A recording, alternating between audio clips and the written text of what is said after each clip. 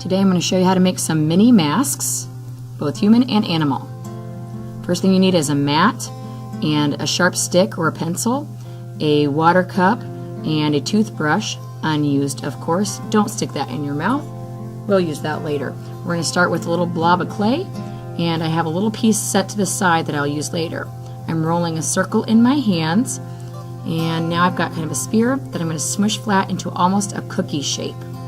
And I'm going to make a socket for the eyes and the bridge of the nose by pushing with 2 fingers.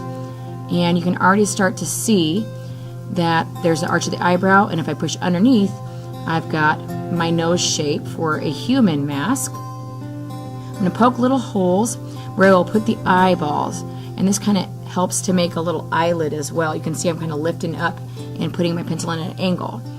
Now I take the extra that I set to the side, and I'm rolling spheres.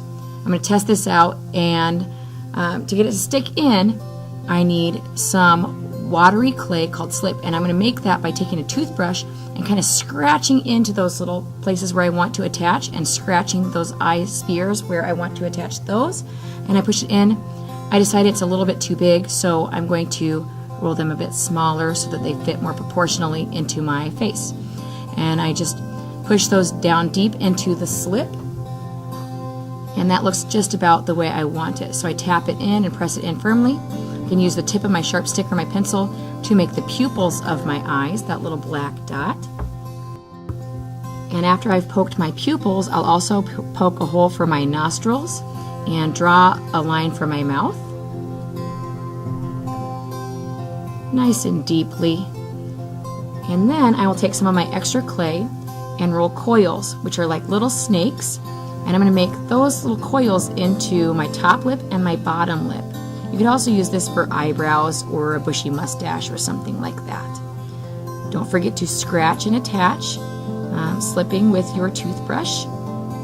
And I'm blending in with my fingers, and I can also use the edge of my sharp stick or my pencil to blend my lips into the rest of my face. I'm just going to draw my lines back in. And when you're happy with that, you can move on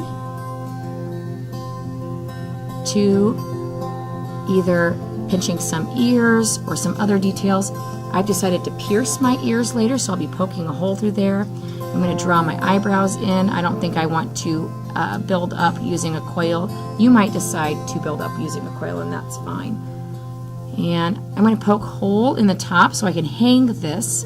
I make sure that the hole goes all the way through, and I'm also going to poke more holes so that later, once I've fired my clay, I can add in wire or ribbon or feathers, anything that I would like to make hair after it is fired and hard.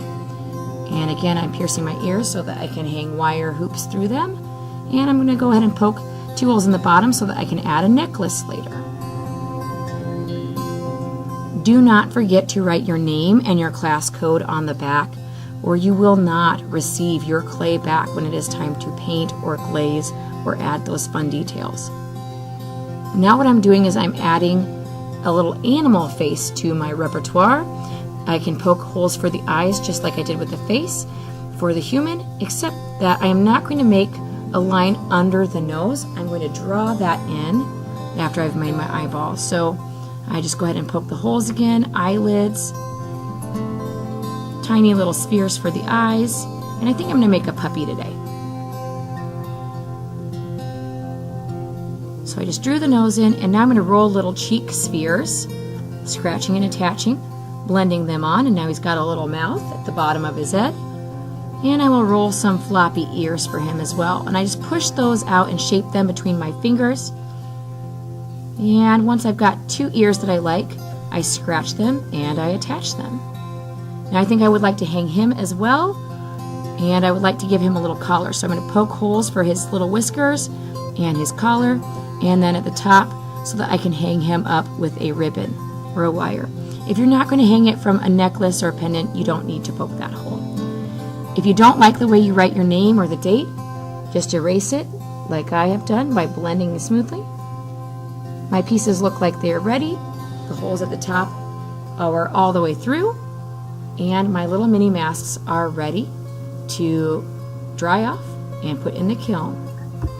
I think I'll add one more little detail and give him a little spot around his eye, just using some lines to make texture. And there you have it, folks, mini medallions.